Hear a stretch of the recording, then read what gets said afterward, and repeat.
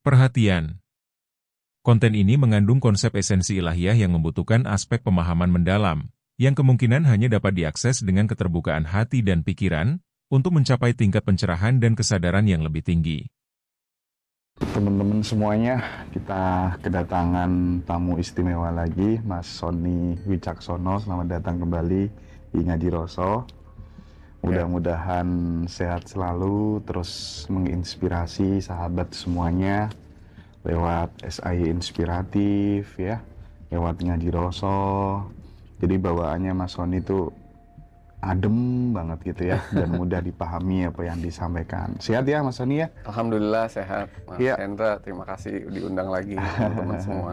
Oke, Mas Sony, banyak teman-teman belajar kesadaran itu mereka justru meyakini bahwa roh itu sebenarnya tidak ada gitu ya, tidak ada yang mati dan lain sebagainya. Nah, kalau dalam perspektif Mas Sony, bukti bahwa roh itu benar-benar ada itu apa gitu? Karena kalau saya orang Jawa itu kan ada yang namanya konsep manitis dan lain sebagainya gitu. Ini kan kemudian memunculkan tanda tanya gitu. Mungkin bisa dieksplor, Mas Sony. Monggo. Ya, terima kasih Mas Hendra, teman-teman semua ya. Jadi roh itu adalah, kalau di terminologinya kan disebut sebagai spirit bahasa Inggrisnya, bahasa Arabnya roh, bahasa terminologi yang sering saya sampaikan tuh aku dua ya. Atau misalnya disebut juga Adam gitu ya. Adam itu juga roh gitu. Nah, roh itu berasal dari sumber roh gitu. Sumber roh itu adalah aku satu, atau Tuhan, atau Allah, atau true source gitu ya, sumber sejati dari roh. Nah, ciri-ciri atau karakteristik dari roh atau ingredients atau isi dari roh itu adalah satu, adalah cahaya. Cahaya itu artinya juga bisa disebut kesadaran, bisa disebut pengetahuan, bisa disebut sebagai perbendaraan tersembunyi gitu ya. Lalu yang kedua adalah roh itu sendiri. Yang ketiga adalah energi gitu ya. Jadi roh itu artinya energi gitu. Nah, jadi kalau dibilang roh itu ada apa enggak, coba aja kita sadarin gitu tuh, setiap hari bernapas gak sih? Bernapas itu artinya ada energi gitu. Energi hidup gitu yang membuat kita hidup gitu loh. Jadi misalnya gini, ada bayi yang baru di kandungan umur 0 sampai sebelum 3 bulan ya kan. Itu kan hanya seonggok daging gitu. Dari air mani yang bercampur, lalu kemudian menjadi darah, lalu menjadi gumpalan darah, lalu menjadi gumpalan daging, lalu diberi bentuk yang sempurna gitu. Jadi di Quran misalnya surat 22 ayat 5 atau 23 ayat 12 sampai 16 gitu ya. Lalu kemudian setelah bentuknya sempurna di 32 ayat 9 tuh ditiupkan roh. Baru dia hidup gitu loh, ada detak jantungnya gitu. Nah, buktinya kalau roh nggak ada, berarti nggak ada daya atau energi yang maha hidup. Kita tuh nggak ada yang hidup nih. Kita semua mati kayak benda mati yang nggak ada rohnya gitu. Jadi apakah roh ada? Ya, orang yang bilang roh nggak ada kan waktu ngomong juga bernapas. Bernapas dan hidup gitu. Jadi roh itu adalah energi. Jadi energi hidup itu adalah roh. Jadi buktinya kita ada roh di dalam diri kita, kita punya energi dalam hidup ini gitu. Buktinya kita punya roh itu juga berarti pengetahuan gitu ya, pengetahuan. Jadi saya beberapa belakangan ini sering banget bahas tentang 5 lapis tubuh itu ya, yang Pancamaya Kosha itu ya. Jadi ada lapisan tubuh fisik, ada yang namanya Annamaya Kosha, ada lapisan tubuh emosi gitu. Manomaya Kosha, ada lapisan tubuh energi. Pranamaya Kosha, ada lapisan tubuh pengetahuan, kesadaran, namanya Vijnamaya Kosha. Ada lapisan roh itu sendiri yang namanya Anandamaya Kosha atau blissful body gitu. Jadi badan kita tuh berlapis-lapis. Kalau kita nggak punya roh, kita hanya sekedar seonggok daging yang nggak bisa bergerak gitu, nggak punya daya hidup gitu. Buktinya kalau nanti kemudian roh, nah roh ini teman-teman tolong lihat Tiga Fakir atau saya inspiratif atau mungkin di episode sebelumnya tentang aku 1, 2, 3, 4 itu saya bahas bahwa roh aku 1 memercik menjadi aku 2 yaitu roh itu sebagian dari roh dipercikan kembali menjadi aku 3 yaitu jiwa, di mana roh dan jiwa ini jadi satu, jadi disebut nyawa atau senyawa gitu. Nah, ketika orang itu mati kan tubuh yang dibilang hidup ini ruhnya lepas gitu, karena udah waktunya, udah durasinya sudah selesai, kan kita jadi songgok daging lagi gitu. Nah, yang kemudian kita tuh bisa bicara, kita bisa melihat, kita bisa mendengar segala macam tuh juga karena ada roh kan, atau roh dan jiwa yang kemudian digabung disebut nyawa gitu. Makanya di Quran misalnya 392 tuh dibilang bahwa kalau kamu tidur tuh kamu jiwanya digenggam gitu. Kalau matanya dibuka gitu nggak bisa lihat juga gitu. Jadi yang melihat tuh mata atau energi roh itu gitu.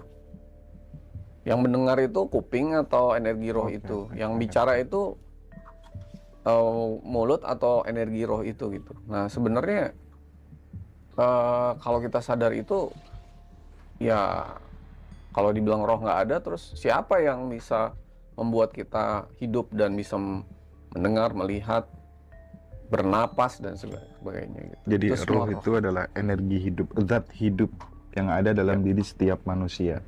Iya, roh itu adalah energi, roh itu cahaya, roh itu juga kesadaran, pengetahuan, kecerdasan.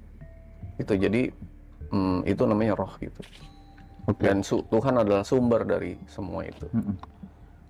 Kaitannya roh dengan nafas apa Mas Andi? Jadi ketika orang itu gini, roh itu gini ya.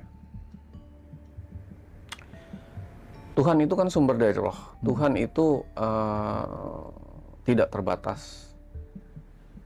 Tuhan ingin mengalami pengalaman-pengalaman Tuhan, sifat-sifat Tuhan, mewujudkan kehendak-kehendaknya dan ingin punya kehendak untuk mengalirkan kasih sayangnya gitu. Nah, lalu kemudian Tuhan memercik menjadi roh. Lalu kemudian roh itu sebagian diambil jadi jiwa. Jiwa dan roh jadi satu, diturunkan ke bumi atau disebut tubuh fisik gitu ya. Nah, begitu diturunkan ke tubuh fisik ini dan roh dan jiwa membawa sifat-sifat Tuhan gitu.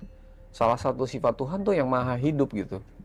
Yang maha hidup. Jadi begitu tubuh itu ditiupkan roh dan jiwa ke dalamnya, yang maha hiduplah yang membuat dia bisa bernafas gitu. Dan nafas itu adalah instrumen yang Tuhan berikan untuk kita bisa dialiri oleh energi dan juga bisa setiap saat melepaskan energi gitu. Energi itu kan come and go. Iya. Jadi kan kita udah bahas ya Mas Hendra. Jadi bahwa begitu kita punya energi yang datang, secepatnya kita bisa melepaskan lewat nafas. Nah jadi menariknya gini. Roh kita itu didesain Tuhan nggak bisa berdiri hidup dengan sendirinya gitu. Jadi setiap satu harus dialirkan energi gitu. Energi itu harus mengalir gitu ke dalam tubuh emosi, tubuh energi, tubuh kesadaran dan roh kita tuh mengalir gitu. Jadi fitrah kita tuh adalah terus-menerus dialirkan. Nah, untuk bisa lancar dialirkan dan berkelimpahan, nggak boleh ada yang menyumbat gitu. Energinya nggak boleh ada yang tersumbat gitu. Di tubuh emosi itu nggak boleh ada yang tersumbat.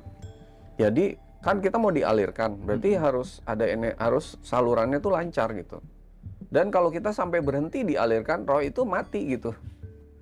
Karena roh itu adalah sumber daya hidup yang harus selalu terus-menerus dialirkan energi dari sumbernya gitu. Nah, caranya untuk bisa melepas dan membuat aliran itu lancar adalah dengan diberikan sarana untuk selalu bisa bernapas gitu. Sehingga napas itu melepaskan semua hambatan sumbatan energi dalam bentuk emosi yang bersarang. Emosi itu adalah energi juga yang bersarang di tubuh emosi ini, lalu dilepaskan sehingga bisa dialirkan terus-menerus oleh sumbernya dan membuat kita tuh berenergi hidupnya. Kayak Mas Hendra habis dari Bali ke sini, habis itu kemana lagi, kan bener-bener hidupnya penuh dengan energi gitu. Dari mana tuh energinya? Kan dari makan. Kan gitu, masa dari makan, kan kita juga puasa gitu misalnya. Kita nggak makan banyak gitu. Itu energi dari yang sang maha sumber itu, yang terus-menerus mengalir. Nah, caranya untuk bisa melepaskan adalah dengan didesain untuk kita bisa bernapas. Sehingga tidak ada emosi yang menetap, bermalam, dan terjerat dan bersarang di tubuh emosi kita. Tubuh emosi kita 100% diisi oleh kasih sayang. Kasih sayang itu energi yang paling tinggi, ya. Lalu tubuh energi kita mengalir lancar terus-menerus.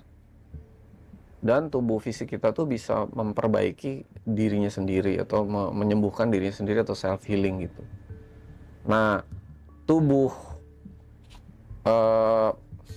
fisik kita bisa self healing, tubuh emosi kita 100% terisi oleh kasih sayang, nggak ada kemarahan di situ, nggak ada dendam, nggak ada kekhawatiran, nggak ada kebencian dan sebagainya, semua kasih sayang. Tubuh energi kita bisa mengalir lancar, tubuh kesadaran kita bisa terus-menerus dialiri oleh pengetahuan, oleh kesadaran, kecerdasan, diilhami, dialiri, ditunjuki oleh Tuhan gitu. Nah, baru nanti tubuh rohnya itu bisa merasakan ketenangan, kedamaian, kebahagiaan. Jadi itulah fitrah kita. Cara yang didesain Tuhan di level tubuh fisik adalah terus-menerus bernapas dan melepaskan supaya alirannya lancar gitu.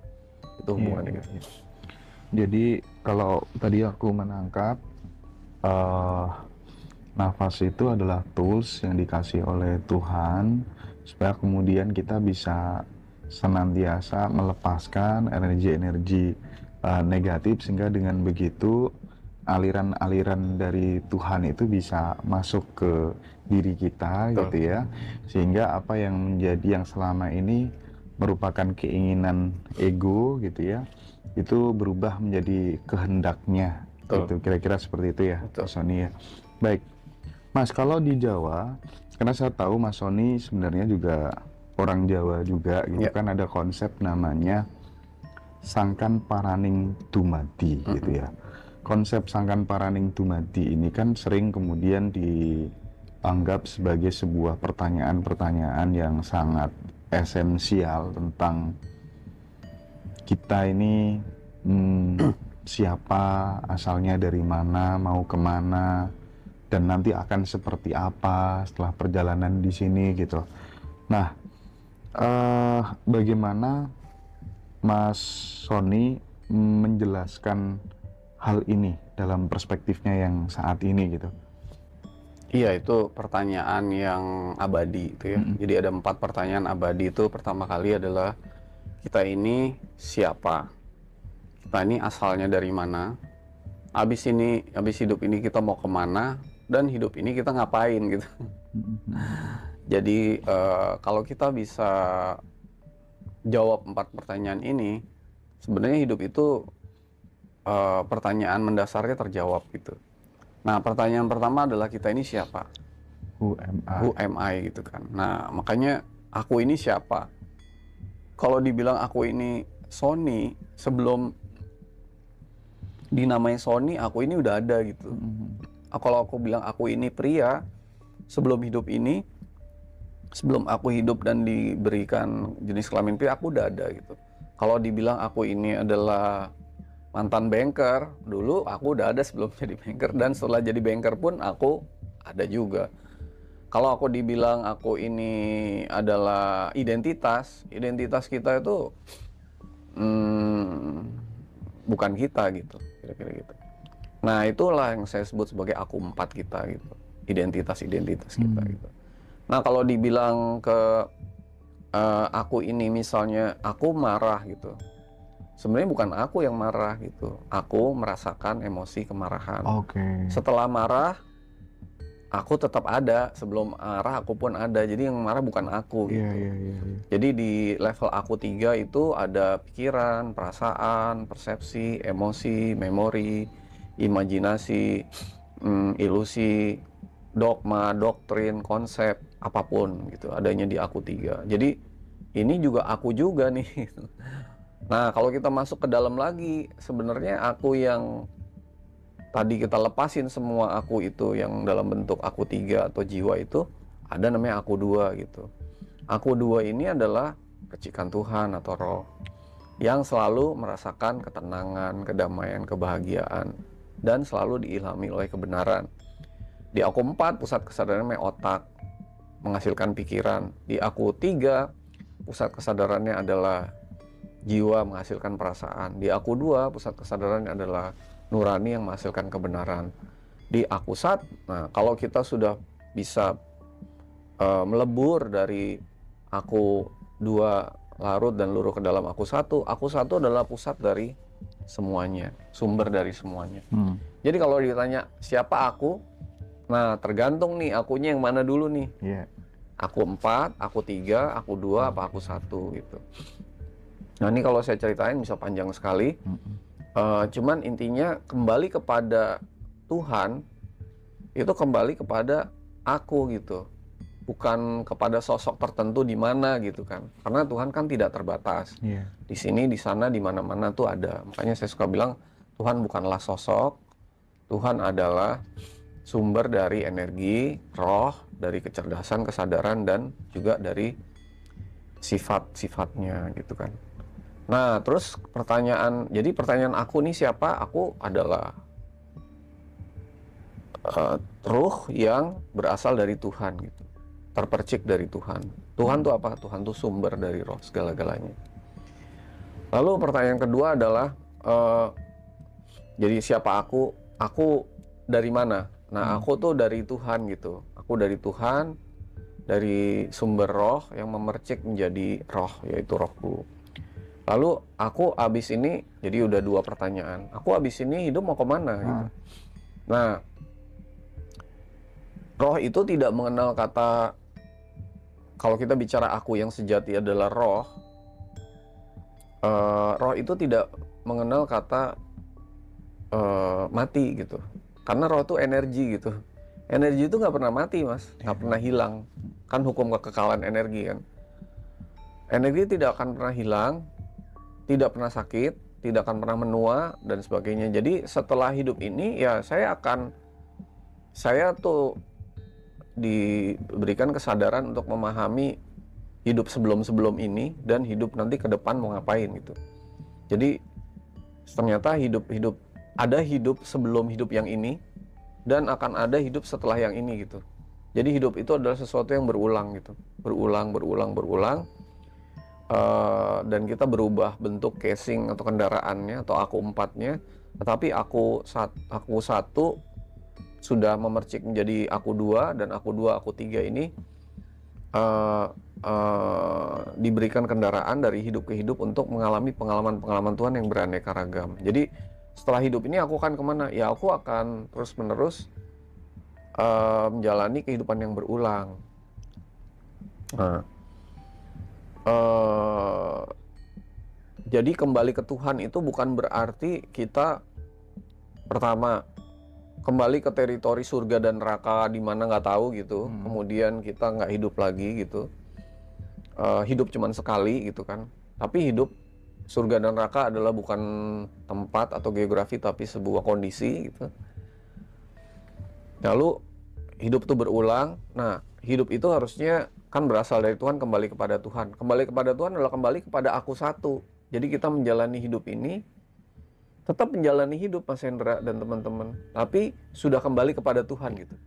Dimana aku udah lebur, aku 4-3-2-nya udah lebur ke dalam Tuhan, dan sehingga aku 1 bisa menggunakan semua roh, jiwa, dan tubuh kita untuk Tuhan menggunakan seluruh diri kita gitu. Hidup seperti itu gitu. Itulah hidup yang sudah kembali kepada Tuhan gitu. Dimana diri akunya udah nggak ada gitu. Jadi Tuhan bisa menggunakan seluruh seluruh diri kita ini loh, seluruh roh, pikiran, hati, jiwa, nurani, semuanya itu untuk melayani Tuhan gitu. Makanya di surat 20 ayat 41 tuh, wastona tu kali nafsihi, aku telah memilihmu untuk melayaniku gitu. Melayani, to serve me gitu, untuk melayani aku gitu. Artinya kita membiarkan hidup kita, diri kita tuh kembali kepada Tuhan, lebur di dalam Tuhan. Lalu semua tuh dialiri gitu. Nah, terus pertanyaan keempat, hidup ini ngapain? Setelah kita pulang kepada Tuhan, hidup itu adalah suatu kehormatan, suatu anugerah, suatu keajaiban, suatu hal yang luar biasa. Karena kita sudah dipilih oleh Tuhan untuk dapat menggunakan seluruh instrumen dari diri kita, mulai dari aku 2, 3, 4, seluruh roh, jiwa, segala-galanya dalam hidup kita itu untuk mengalami pengalaman-pengalaman Tuhan gitu. Untuk mengalami sifat-sifatnya gitu. Untuk mewujudkan kehendak-kehendaknya dan untuk kemudian dialirkan pengetahuan, kecerdasan, kesadaran dari Tuhan gitu. Menjalani hidup ini gitu. Itu maksudnya Tuhan mampu menghadirkan kita hidup di semesta ini gitu. Nah, Mas Sony kan sering mengulang-ulang pernyataan bahwa sebenarnya Tuhan ingin mengalami sifat-sifat ketuhanannya lewat kita gitu lewat aku gitu ya. Sementara sering kita mendengar penjelasan bahwa konsep Tuhan laisa kamislihi syai'un gitu ya. Dia tidak ada sesuatu yang menyerupai gitu ya. Terus kemudian ketika ada orang yang bisa mendeskripsikan Tuhan, katanya ini kontradiktif dengan pertanyaan bahwa Tuhan itu tidak ada sesuatu yang menyerupainya. Nah, ini bagaimana Mas Sony menjelaskan hal itu? Tuhan tidak ada sesuatu yang menyerupainya, maka sebanyak roh yang terpercik, sebanyak itu pula kehendak, sifat, dan pengalaman Tuhan yang hendak dialami. Dan kehendak Tuhan, pengalaman Tuhan, sifat-sifat Tuhan, dan sebagainya yang akan Tuhan alami lewat rohnya Mas Hendra ketika Mas Hendra udah pulang, dan ke roh saya ketika saya udah pulang, itu sesuatu yang berbeda gitu. Tuhan itu laisa kamilisi sayun, karena Tuhan itu bukan sosok. Jadi Tuhan saya sama Tuhan yang Mas Hendra itu aku satu, kita sama masing-masing gitu. Nggak sama gitu. Nah, maksudnya nggak sama tuh bukan sosok gitu. Tuhan itu laisa kamlisi sayun, karena meskipun kita itu dialirkan mengalami sifat Tuhan dan kemudian kehendaknya, kita tuh punya sifat-sifat yang bisa tidur, kemudian buang air gitu. Iya juga ya. Yang sebenarnya yang tidak sempurna gitu, yang berbuat salah gitu, yang sebenarnya membuat kita tuh nggak bisa menyebut diri kita tuh yang sesuatu yang sempurna gitu. Nggak akan Tuhan sama makhluknya, nggak sama gitu. Oke. Kita dikasih pasti keterbatasan. Kadang-kadang kita dibuat salah. Kadang-kadang kita dibuat lupa gitu. Mana ada Tuhan lupa gitu kan. Tapi kita dikasih aliran. Tapi di satu sisi itu, di sisi lain, Mas Hendra bisa melihat nggak? Mas Hendra bisa mendengar nggak? Teman-teman semua bisa mendengar nggak? Teman-teman semua bisa bicara nggak? Nah, saya mau nanya, buktinya Tuhan Maha melihat, buktinya apa? Kita bisa melihat. Kita bisa melihat. Buktinya Tuhan Maha mendengar, buktinya apa? Buktinya Tuhan Maha berbicara, buktinya apa? Buktinya Tuhan Maha pengasih, buktinya apa? Awang kamu pelit. Buktinya Tuhan Maha menyayangi, buktinya apa? Buktinya Tuhan Maha pengampun, buktinya apa? Kita bisa memaafkan dan mengampuni. Nah, pertanyaannya adalah, sewaktu saya melihat itu yang melihat sebenarnya siapa? Sewaktu saya mendengar, itu yang mendengar seharusnya siapa? Sewaktu saya bicara, seharusnya yang bicara siapa? Sewaktu saya mengampuni orang lain, seharusnya yang mengampuni itu siapa gitu. Selama ini itu semua aku pikiranku gitu. Iya. Kita belum sampai kepada, bukan kita belum ya, jangan kita lah. Saya kadang-kadang sering kali kita nggak enak. Belum sampai kepada kesadaran misalnya, saya bersyukur. Saya masih bersyukurnya gini, Tuhan terima kasih ya atas, nah, thank you very much for. Ada alasan. Jadi kayak saya bersyukur kepada Tuhan. Padahal hidup saya harusnya dipakai Tuhan untuk mengalami pengalaman Tuhan. Jadi harusnya waktu saya bersyukur, saya diam, tidak mengapa-ngapa, terhubung kepada Tuhan di titik wusto atau titik tengah. Lalu Tuhan mengaliri sifat yang maha bersyukur itu melalui diri saya gitu. Iya. Jadi saya bisa merasakan bahwa, oh ini beda banget level bersyukurnya. Karena yang bersyukur bukan saya gitu. Yang bersyukur adalah Tuhan menggunakan diri saya untuk dapat bersyukur. Dan mengalami sifat Tuhan yang maha bersyukur, yaitu asyakur gitu. Waktu saya memaafkan kesalahan, misalnya Mas Hendra gitu sebagai teman saya yang berbuat salah. Apakah saya memaafkan Mas Hendra? Atau saya diam tidak mengapa-ngapa di titik tengah terhubung kepada Tuhan dan membiarkan sifat Tuhan yang maha mengampuni, memaafkan itu mengalir pada diri saya. Saya mengalami sifat Tuhan yang maha mengampuni itu gitu. Seberapa saya bisa memaafkan kesalahan orang lain kalau kayak gitu? Seberapa saya bisa memaafkan seutuhnya gitu. Nah kalau Tuhan tuh memaafkannya sampai aku sudah memaafkan kamu sebelum kamu melakukannya gitu. Bisa nggak kita sampai dialiri? Kita nggak mungkin bisa kalau nggak dialiri sifat Tuhan itu. Gitu. Sebelum melakukannya. Sebelum melakukannya. Mas Hendra misalnya melihat orang nggak sabar gitu. Karena dari saya, coba kita kita diam, tidak mengapa-ngapa. Biarkan sifat Tuhan yang maha sabar itu mengalir pada diri kita dan membuat kita bisa sabar terhadap apapun dalam hidup ini gitu. Bukan saya yang sabar loh. Saya mengalami sifat Tuhan yang maha sabar. Saya tidak melakukan sabar itu. Saya hanya menyaksikan Tuhan yang mengalirkan. Sebenarnya Tuhan maha pemberi rezeki. Ya. Tuhan maha pemberi rezeki. Selama ini saya yang mencari rezeki. Bisa nggak kita dialiri oleh sifat Tuhan yang maha memberi rezeki itu mengalir pada diri saya dan bisa membuat saya tuh dialiri oleh rezeki sesuai dengan kehendak Tuhan. Jadi rezeki itu mengalir gitu. Nah lalu pertanyaannya, apakah dalam hidup ini Tuhan sudah memberi rezeki? Ya sudah. Banyak berkelimpahan tiada hentinya. Tetapi pertanyaannya bukan belum diberikan tapi belum diterima. Belum diterima karena belum dialirkan. Belum dialirkan karena saluran mengalirnya itu mampet gitu, tersumbat. Nah jadi ditunjuki mana yang harus dilepas, baik secara fisik maupun non fisik, materi maupun non materi. Lalu biarkan tuh sifat Tuhan yang memberi rezeki itu mengalir gitu. Nah kita tuh menjalani hidup, menjemput rezeki itu karena dialiri oleh sifat Tuhan yang maha memberi rezeki gitu.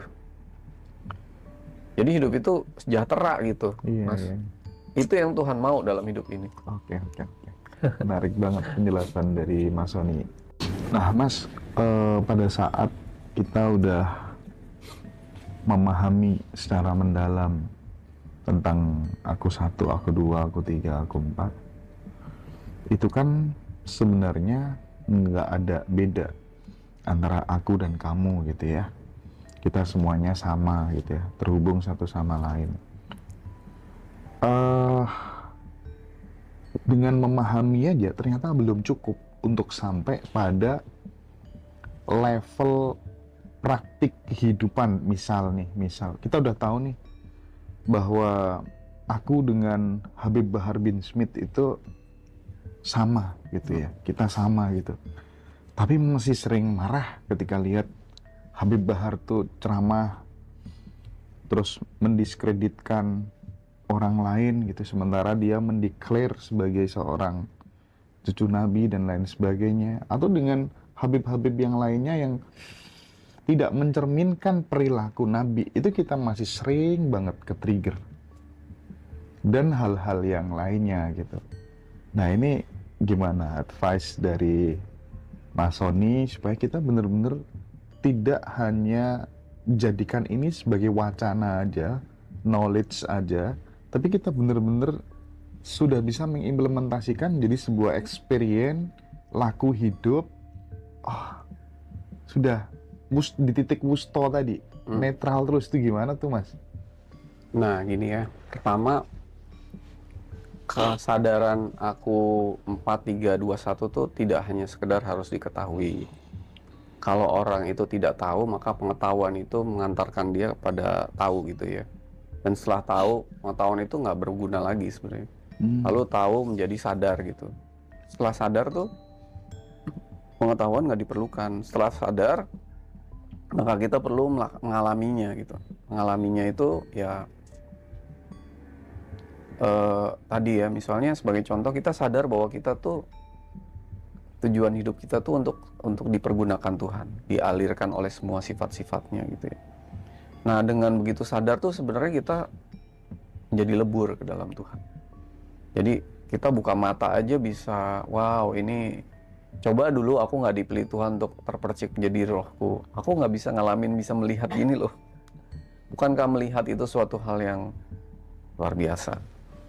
Nah lalu kita menghadapi hidup yang penuh, ada orang-orang yang membuat kita tuh nggak nyaman gitu ya. Nah pertanyaannya, nggak nyaman itu kan adanya di keinginan ya. Kita ingin orang semua sesuai dengan apa yang kita mau gitu ya. Jadi keinginan itu adanya di aku tiga. Nah pertanyaannya, bisakah keinginanku ini dipergunakan oleh Tuhan untuk bisa merespon segala sesuatu itu apa adanya gitu ya. Kadang-kadang kita tuh pengen merubah realitas tidak sesuai apa adanya, tapi sesuai kehendak kita. Kalau kita ketemu orang yang seperti itu, kita ingin orangnya nggak seperti itu gitu. Padahal ya itu realitas yang kita alami gitu kan. Nah, bisakah kita menggunakan realitas itu kemudian dialirkan oleh sifat Tuhan yang maha sabar gitu. Ya, kalau kita udah pulang ke aku satu, kita akan melihat dari sisi Tuhan tuh orang tuh aneh-aneh Mas. Aneh-aneh. Nggak cuman begitu, ada yang jauh lebih aneh gitu. Aneh-aneh gitu. Dan kalau kita udah di aku satu tuh, di sisi Tuhan itu melihat segala sesuatu tuh kadang-kadang kita tadinya marah, sekarang jadi lucu-lucu ya orang gitu loh. Kok orang lucu-lucu gitu, nggak ada rasa melekat.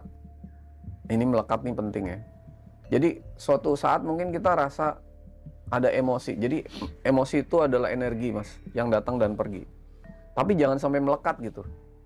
Nah misalnya gini, tadi Mas Hendra bilang marah. Mas, marah itu jelek apa bagus? Marah itu? Ya jelek sih. Oke. Dendam itu jelek apa bagus? Jelek. Nah, gini loh, ada orang yang waktu kecilannya susah makan, hidupnya susah, kemudian dia nggak dapat kasih sayang orang tua, lalu dia dendam gitu, dendam. Nanti kalau saya sudah hidup saya lebih enak, nggak boleh ada anak-anak kecil yang ngalamin pengalaman seperti saya gitu. Dendam positif tuh. Nah, jadi dendam tuh bagus apa jelek? Tergantung konteks. Nah, gitu. Marah itu bagus apa enggak? Tergantung situasi. Ya. Kesel itu bagus nggak?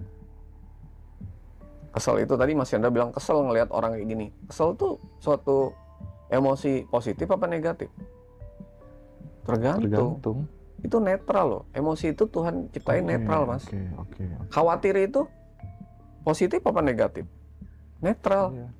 Kondisional. Mas Hendra kalau nggak khawatir, Mas Hendra nggak nyiapin persiapan, ini ada kamera di depan saya, ini ada 1, 2, 3, 4 kamar yang enak. Kan khawatir, kalau ini aku nggak siapin bagus, nanti jadinya nggak bagus gitu. Karena ada kekhawatiran kan. Iya betul. Bagus nggak? Bagus. Tapi jelek juga nggak? Jelek juga. Jelek juga. Iya. Takut itu bagus apa jelek? Kalau nggak takut kita ayo ke bawah, kita nyebrang jalan tol. Kan kita nggak takut kan? Jadi takut tuh bagus apa enggak? Jadi Bagus. Jadi semua pikiran, persepsi, emosi, imajinasi, memori yang ada di aku 3 itu Tuhan ciptain netral. Netral, Mas. Tergantung siapa yang mempergunakannya. Kalau kita mempergunakannya jadi marah itu jadi jelek. Tapi kalau kita sudah lebur, membiarkan diri kita dialiri oleh sifat Tuhan, maka Tuhan tuh punya sifat maha pemarah juga loh. Marah dengan keadaan gitu, sehingga kita pengen merubahnya gitu. Marah dengan, sebenarnya kan Mas Hendra bikin Ngaji Rasul ini kan bentuk kemarahan terhadap orang-orang juga seperti itu, supaya orang nggak terpengaruh, bener nggak? Ada kemarahan nggak? Kesel banget gitu ngelihat kesadaran Banget, orang Mas. beragama kok kayak begini gitu, bener nggak? Betul, betul. Nah itu kan dari kemarahan. Bagus ya berarti ya. Nah, bagus kan.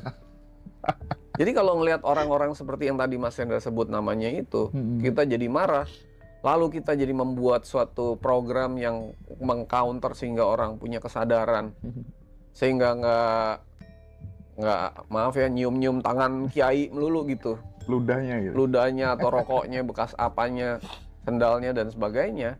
Kita membuat kesadaran meningkat dari didasari oleh kesel deh gue ngeliatin keadaan seperti ini. Marah deh gue ngeliat orang-orang seperti itu. Yuk kita bikin program yang lebih membuat agama itu masuk akal gitu. Saya juga begitu. Saya kok ngerasa, oh kita kok agama diiming-imingin surga, neraka, lalu akhirat yang ada di mana gitu. Tuhannya di Sidratul Muntaha, di langit ketujuh, di sini nggak ada gitu. Iya, iya. Itu juga ada rasa kesel dan marah nggak? Iya, dengan keadaan gitu. Nah, marilah kita ngerubah ini, emosi marah, tubuh emosi kita dipergunakan oleh Tuhan untuk mengalami emosi itu dan melakukan segala-galanya yang Tuhan hendak rubah gitu. Karena keadaan yang bikin kita marah atau kesel gitu, ya kan? Nah gitu.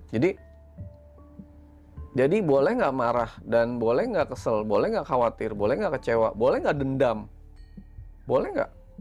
Boleh. Syaratnya satu, bukan kita yang pakai. Biarlah Tuhan yang menggunakan dengan semua bahkan Mas Hendra di Quran itu Nabi Muhammad boleh bunuh orang loh waktu perang. Iya, iya. Di surat 8 ayat 17 itu dibilang, bukan kamu yang membunuh ketika kamu membunuh di waktu perang. Akulah yang menggunakan tanganmu untuk membunuh mereka gitu. Jadi sebenarnya itu sifat yang netral. Tapi kita harus membiarkan aku satu lah atau Tuhan yang menggunakan emosi itu dipergunakan dalam hidup ini untuk hal yang sesuai kehendak dan sifat-sifat Tuhan gitu. Pengalaman-pengalaman Tuhan gitu. Nah, syarat keduanya tidak boleh melekat. Jadi, kalaupun kita dialiri oleh kemarahan, misalnya kayak Mas Hendra melihat keadaan orang beragama di Indonesia ini, kok begini amat sih gitu kan. Lalu yuk kita bikin program yang membangun kesadaran yuk. Kita lepaskan kemarahan itu tadi, dan kita mulai bekerja gitu. Jadi, apapun emosi itu energi yang nggak boleh melekat gitu. Lepasin semua. Oke. Gitu, sehingga bisa mengalir lagi yang terbaik. Nah, semuanya itu didasari oleh kasih sayang, Mas Hendra. Jadi ada 3. Pertama, itu semua netral. 2, nggak boleh ada yang melekat. Yang ketiga, apapun emosi yang dialirkan kepada kita, dasarnya harus kasih sayang, Mas Hendra. Bukan kebencian gitu. Iya, iya, iya. Jadi kalau kita marah kepada keadaan di Indonesia ada Habib-Habib yang seperti itu, kita bikin program yang bagus, dasarnya kasih sayang. Oke. Untuk membuat orang-orang itu sadar. Bukan kebencian yang dengan kata-kata yang nggak bener, terus komen-komen apa itu, enggak gitu. Oke. Gitu.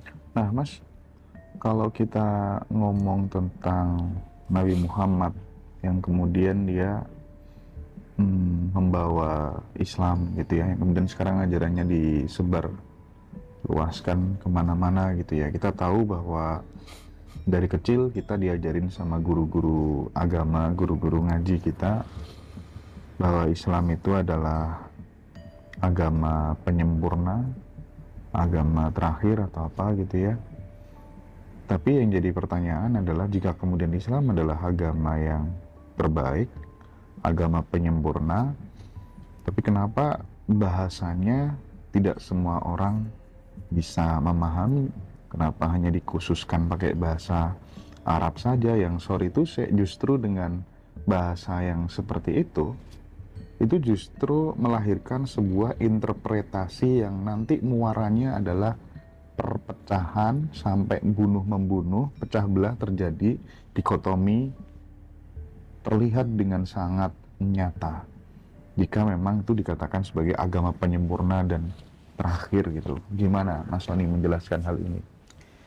Saya tuh lebih suka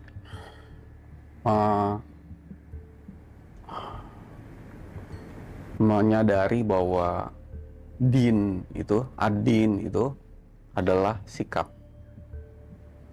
bukan agama, kelompok agama gitu. Jadi disebut dinul Islam, din itu adalah sikap kepada Tuhan yang Islam, yang pasrah dan berserah gitu. Makanya ada kata-kata Maliki Yaumiddin. Maliki Yaumiddin itu bukan raja agama gitu, tapi Malik itu artinya raja, Yaum itu artinya saat-saat, din itu ketika kamu tunduk dan patuh kepada Tuhan gitu. Jadi din itu adalah sikap tunduk dan patuh kepada Tuhan, tapi dasarnya bukan ditakut-takutin, diiming-imingin, dikasih sesuatu. Dasarnya adalah kepasrahan kepada Tuhan. Gitu. Jadi dinul Islam adalah sikap tunduk dan patuh kepada Tuhan, dasarnya adalah sikap yang pasrah dan berserah. Karena semua ini harus didasari oleh kesadaran. Kesadaran artinya tidak ada paksaan, tidak ada iming-iming tertentu. Semua dasarnya adalah sadar untuk pasrah dan berserah. Nah, ini adalah sikap yang paling utama gitu, yang paling dasar, yang paling tinggi. Ketika kita tunduk dan patuh kepada Tuhan, dasarnya pasrah dan berserah gitu. Bukan diiming-imingin surga, pahala dan sebagainya gitu. Makanya di surat 319, 385 itu dikatakan inna dina indallahil Islam. Agama yang diterjemahkan sebagai agama yang diridhoi Allah adalah agama Islam. Padahal itu sikap gitu. Sikap yang diridhoi Allah itu sikap yang Islam. Lah, emang Nabi Isa tuh Islam apa enggak? Nabi Ibrahim itu Islam apa enggak? Bahkan di surat 16, 120, 123 ikuti Ibrahim gitu. Ikuti agama Ibrahim. Artinya sebenarnya setiap nabi itu diajarin untuk Islam gitu. Jadi diajarin untuk Islam, untuk bersikap tunduk kepada Tuhan atas dasar kesadaran dan sikap yang pasrah dan berserah. Bahkan di 3:52 dikatakan pengikut-pengikut Yesus itu adalah Muslim yang sejati gitu. Jadi meskipun syariatnya berbeda-beda gitu. Jadi sebenarnya yang disebut apakah Islam itu agama akhir zaman, saya lebih menyadari bahwa Islam yang dibawa oleh Nabi Muhammad itu adalah sikap yang paripurna gitu. Sikap yang paripurna. Dan ini bisa terjadi pada agama apapun gitu. Jadi yang menentukan kita Islam apa tidak bukan kelurahan lewat KTP. Tapi yang menentukan kita Islam apa enggak adalah sikap kita kepada Tuhan, yang tunduk kepada Tuhan dengan dasar pasrah dan berserah apapun syariatnya gitu. Karena setiap nabi yang syariatnya berbeda-beda itu semuanya Islam gitu.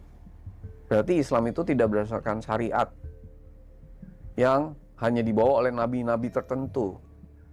Islam adalah dalamnya gitu. Maka di 49 ayat 14 ketika dibilang, kamu apakah saya sudah beriman, udah tunduk belum? Kamu masih tunduk aja belum? Karena Islam itu adanya di dalam gitu, bukan di luar atau di penampilan gitu, di baju gitu, di bahasa gitu, di syariat bahkan, di cara menyembah Tuhan bahkan. Tapi itu semua adalah sikap yang ada di dalam. Syariatnya bisa berbeda-beda gitu. Karena di Quran juga memperbolehkan kita berbeda-beda syariat gitu. Nah, sekarang pertanyaan tentang kenapa Nabi Muhammad itu menggunakan bahasa Arab sehingga terjadi mistranslasi dan sebagainya itu ya. Karena Nabi Muhammad memang hidupnya dilahirkan di Arab, sehingga bahasanya harus bahasa kaumnya kan.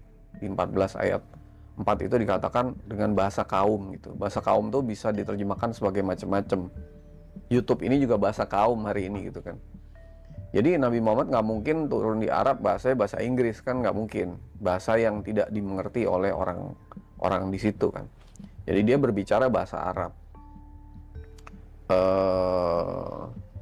Tetapi Arab sendiri ini menariknya adalah arti dari Arab. Kayak di surat 12 ayat 22 tuh ya dikatakan bahwa 411 ayat 3 itu ya dikatakan, aku menurunkan Al-Quran dalam bahasa Arab agar kamu mengetahuinya gitu. Nah, aku menurunkan Al-Quran dalam bahasa Arab agar kamu mengetahuinya. Itu agak masuk akal karena saya bukan orang Arab. Quran diturunkan dalam bahasa Arab supaya saya tahu lah, saya kan bukan orang Arab gitu. Terus gimana? Lalu di 44 ayat 58 itu dengan bilisanika, dengan lisanmu masing-masing gitu. Jadi aku orang Indonesia, bahasaku bahasa Indonesia, lisanku lisan seperti ini. Bagaimana aku bisa mengerti Al-Quran dalam bahasa Arab gitu? Kayak misalnya orang Jepang tuh kalau ngomong Bismillahirrahmanirrahim kan Bismillahirrahmanirrahim gitu. Dia sampai kapanpun tajwidnya nggak akan pernah bener gitu. Iya. Apa seluruh orang Jepang masuk neraka gitu. Nah, itu tuh. Atau orang Cina gitu, Bismillahirrahmanirrahim. Kalau dibilang tajwidnya nggak benar masuk neraka tuh seluruh Jepang dan Cina masuk neraka itu. Padahal di 4458 dibilang sesuai dengan lisanmu masing-masing. Di 1997 sesuai dengan bahasamu masing-masing. Agar kamu memahaminya. Aku sudah mudahkan Quran ini dengan bahasamu, dengan lisanmu agar kamu memahaminya. Jadi boleh nggak kita memahami Quran dengan bahasa kita sendiri, dengan bahasa Quran terjemahan? Ya boleh. Ada kok ayatnya. 1997 4458 gitu. Lalu kenapa disebut secara hakikatnya ya? Kenapa Quran disebut bahasa Arab agar kamu memahaminya? Karena yang disebut Arab di situ bukan bahasa Arab tulisan Arab, tetapi bahasa Arabian itu adalah bahasa yang harus di-i'rab gitu. Arabian itu artinya bahasa yang harus di-i'rab. Di-i'rab itu artinya diurai gitu. Jadi Quran itu kuturunkan dengan bahasa yang harus diuraikan supaya kamu paham gitu. Bukan bahasa tulisan Arab itu. Nah, untuk bisa menguraikan Al-Quran, kita itu harus dialirkan oleh Tuhan gitu. Nggak bisa kita mengurai sendiri. Makanya ada waktu Nabi Muhammad suruh baca, dia bilang dia nggak bisa baca. Ada kecerdasan namanya Jibril. Jibril itu artinya, malaikat Jibril itu artinya Jabarul. Jabar itu menjabarkan, menguraikan. Sehingga yang tadinya bahasanya itu ajam, surat 16, 102, 103, menjadi bahasa Arab yang jelas gitu. Nah, bahasa Tuhan tuh bahasa tanda gitu. Yang nggak ada suara, nggak ada kata-katanya, bahasanya ajam gitu. Begitu kemudian diturunkan ke kita, diturunkan tuh artinya supaya kita ngerti. Jadi Quran itu diturunkan tuh bukan berarti turun jatuh kayak handphone jatuh gini, bukan. Dari sesuatu yang energi yang besar dan tinggi kita nggak ngerti itu turun, diurai gitu. Dengan di-i'rab supaya kita paham. Jadi memahami Quran bukan berarti harus belajar bahasa Arab, tetapi harus terhubung kepada Tuhan untuk dapat dialiri oleh energi kecerdasan kesadaran sehingga kita pandai membacanya di surat 75 ayat 16 sampai 19 dan caranya harus di-i'rab atau diurai. Yang mengurai bukan saya, tapi nah ini aliran ini. Iya, iya. Yang namanya Jabarul, Iya, atau iya. menjabarkan, atau Jibril. Jibril itu. Mas Sony ini ditanya apa aja bisa jawab deh. Jadi Tapi Jadi banyak orang bisa bahasa Arab nggak bisa paham Quran, dan sebaliknya orang nggak perlu bisa bahasa Arab untuk dapat memahami, mengerti Quran, karena Quran itu diturunkan dalam bahasa Arabian, yaitu bahasa yang harus di-i'rab, yaitu diurai. lalu Mas Sony, kita tahu bahwa setiap nabi itu kan diturunkan dengan bahasa kaumnya. Kemudian ada yang ngambil sebuah konklusi, ya jangan-jangan sosok Muhammad itu, Nabi Muhammad itu memang ya dikhususkan untuk orang Arab saja. Buktinya dari apa tuh namanya, sabda-sabdanya, atau kemudian wahyu yang diterimanya itu kan ya ceritanya Arab sentris gitu kan. Nah, jangan-jangan memang orang Jawa, orang Sunda ya punya nabi-nabinya sendiri gitu kan. Terus kemudian digeneralisir juga nih. Toh sekarang kita jadi tahu bahwa ternyata Tuhan tuh nggak jauh. Dia ada di mana-mana, termasuk di dalam diri kita gitu. Terus kita didoktrin dari kecil rumahnya Tuhan katanya hanya di Mekah, hanya di Ka'bah. Yang itu kemudian kita diwajibkan bagi yang mampu untuk ke sana gitu kan. Berarti kalau kita nggak melakukan itu berdosa juga dong. Semua orang, semua di lintas negara berdosa semuanya dong. Nggak ada yang benar kecuali orang dengan melakukan syariat-syariat itu. Nah, ini kan penting untuk kemudian diedukasi secara komprehensif supaya kita kemudian menjadi lebih aware gitu. Nah, bagaimana respon Mas Sony terkait dengan hal ini gitu? Iya. Ntar Mas, aku lihat dulu ini Al-Quran ya. Jadi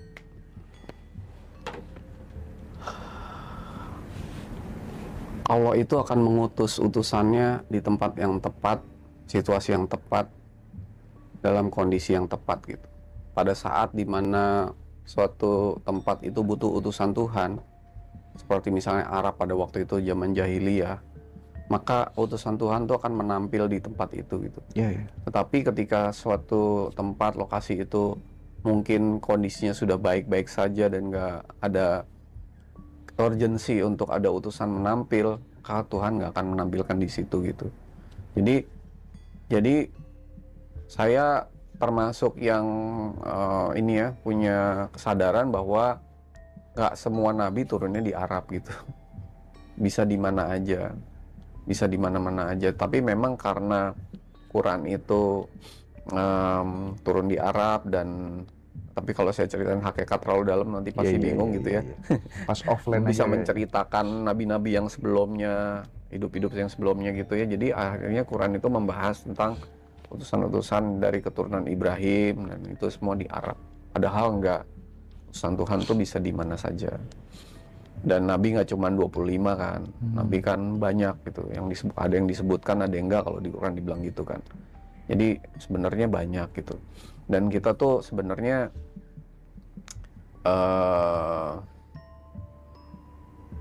kalau kita ada di frekuensi yang tepat, kita tuh akan ketemu oleh utusan-utusan itu gitu. Apalagi sekarang gitu kan, punya sosial media segala macam tuh,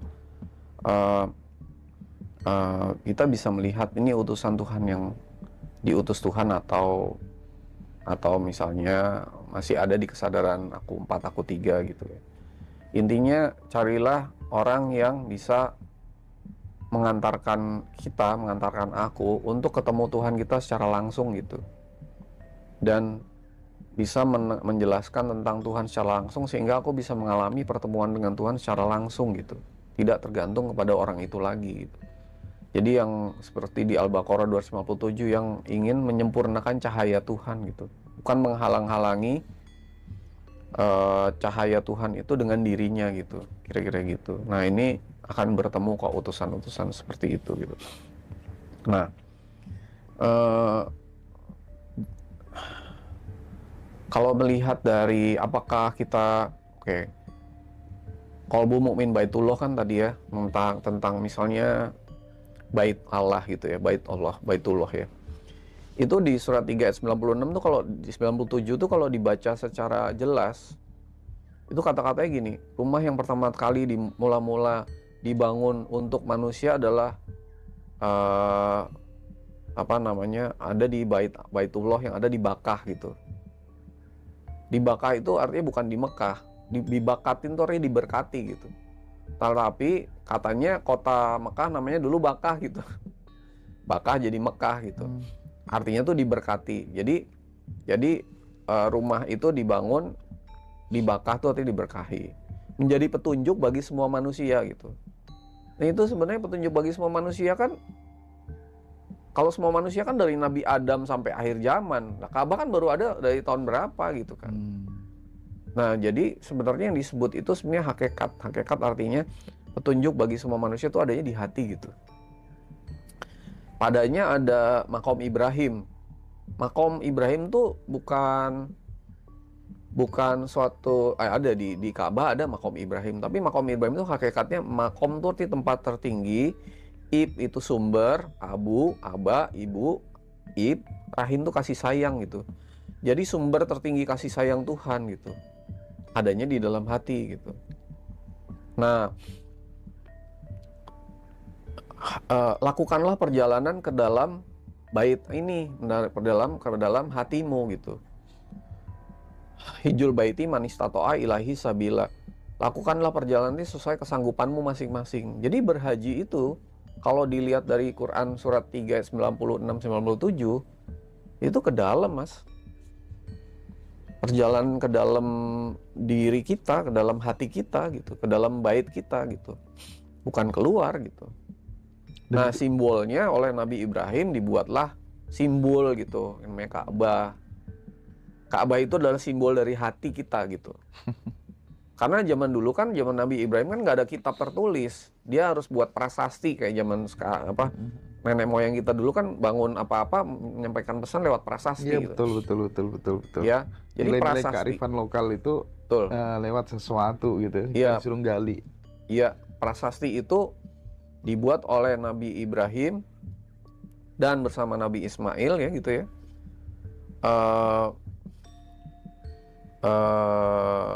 Dan di Quran dengan dasar tuh Qawaidah tuh artinya ketika Nabi Ibrahim dan Ismail membangun dasar-dasar Baitullah.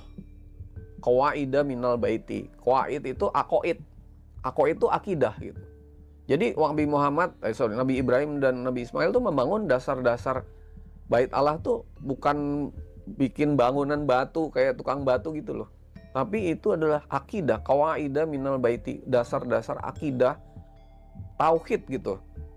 Tauhid dari hati kita gitu, dari si Ka'bah ini. Dan Ka'bah itu dibangun oleh Ibrahim sebagai simbol.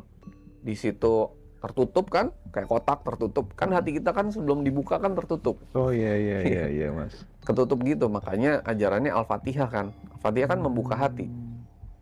Lalu ditutupin kiswah hitam. Lalu sama Nabi Muhammad ditaruhin Hajar Aswad. Hajar Aswad kan batu hitam di hati kan, kotoran-kotoran. Jadi hati kamu banyak kotorannya gitu. Lalu kemudian ada Hijr Ismail. Ismail itu adalah hakikatnya kemelekatan kepada apa-apa yang kita sayangi, cintai. Makanya Nabi Ibrahim disuruh menyembelih Ismail kan. Di hati kita tuh banyak kemelekatan gitu pada apa-apa yang kita cintai dan sayangi. Kasih sayang Tuhan yang tinggi yang ada di luar dari Ka'bah.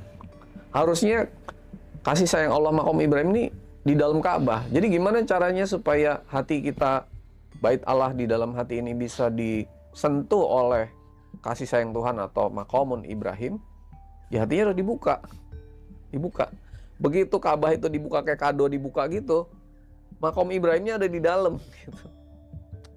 Cara ngebuka gimana? Dibersihin itu simbol dari tawaf. Tawaf itu artinya membersihkan hati gitu. Iya, oke. Jadi bersihin hati, counterclockwise, jadi berlawan dengan arah jarum jam. Tawaf itu hakikat membersihkan hati. Jadi ini semua simbol gitu. Haji itu yang wajib, yang simbol apa yang hakikatnya gitu. Banyak orang naik haji ngerjain simbolnya, nggak tahu hakikatnya gitu. Nah, oke. Dan kalau sekarang anak muda disuruh naik haji, itu udah nggak masuk akal, Mas. Dia harus nunggu berapa puluh tahun gitu. Iya. Dengan biaya yang nggak murah kan, mahal kan. Padahal yang Tuhan mau adalah setiap orang membersihkan hatinya, membuka hatinya, sehingga bisa disentuh oleh kasih sayang Allah, maqamun Ibrahim, dan setiap hari melakukan tawaf gitu. Jadi esensi dari haji sebenarnya adalah perjalanan ke dalam, bagaimana setiap orang bisa membersihkan setiap kemelekatan yang ada di dalam dirinya, Mas. Betul, dan meniti perjalanan ke dalam, bukan keluar. Berarti Makanya, itu juga bisa dilakukan oleh mereka yang non-muslim dong, Mas? oh iya. Oh iya. Loh, kan di surat 3 ayat 96 menjadi petunjuk bagi semua manusia loh. Nggak ada petunjuk bagi beragama Islam. Semua manusia. Jadi ajaran Quran itu untuk seluruh manusia, bukan cuma orang bersyariat Islam gitu. Gitu. Dan itu semua yang dibangun oleh Nabi Ibrahim itu simbol. Makanya zaman dulu tuh, Mas, kalau orang bikin prasasti, membuktikan bahwa itu dia yang bikin, dia tuh ada materainya gitu. Materai. Dicap materai kalau zaman sekarang. Iya. Materainya tuh cap kaki atau cap tangan, Mas.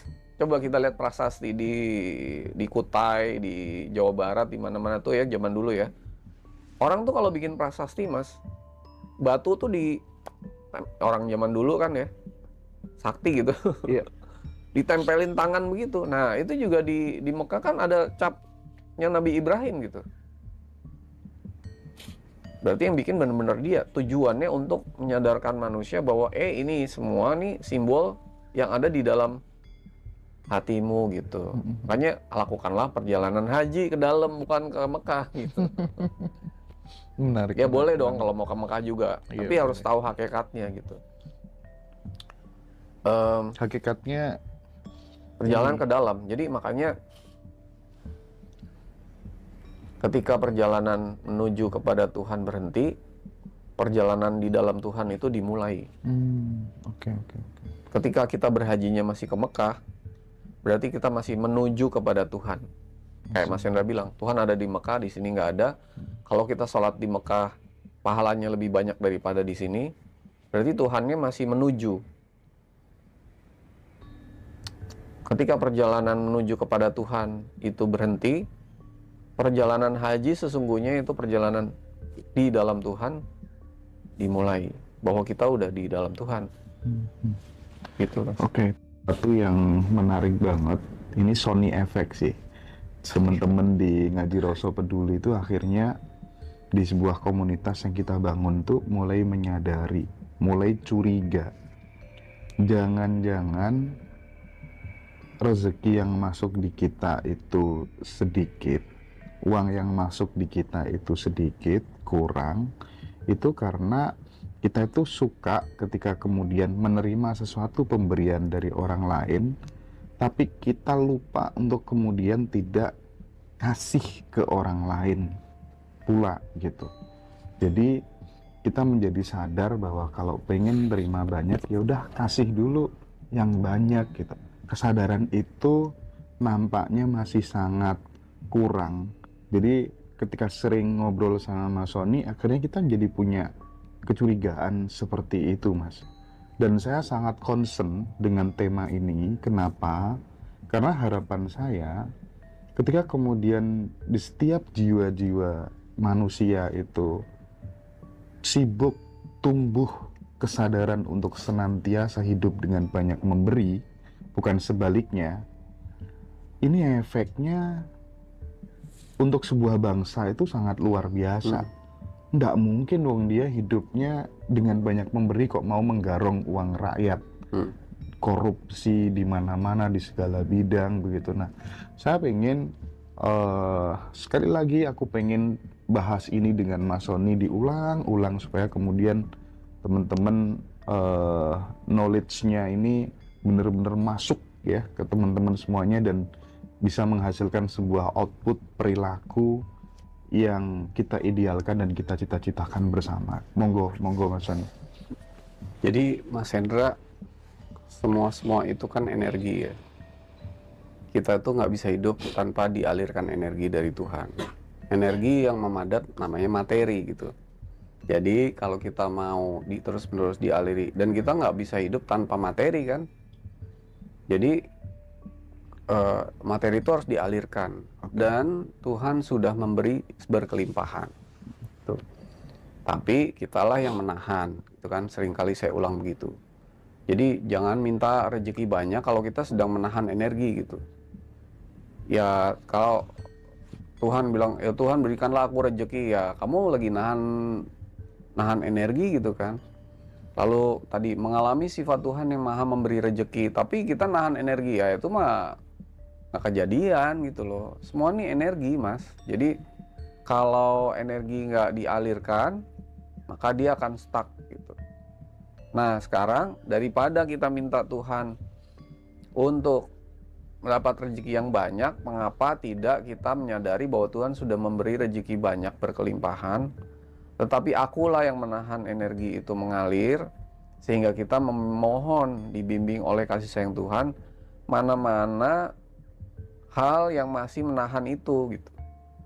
Salah satunya adalah karena materi adalah energi yang memadat dan tersumbat tidak mengalir, maka kita harus bertanya, seberapa banyak saya harus memberi setiap hari dari rezeki yang sudah Tuhan alirkan kepada saya yang seret itu gitu loh, yang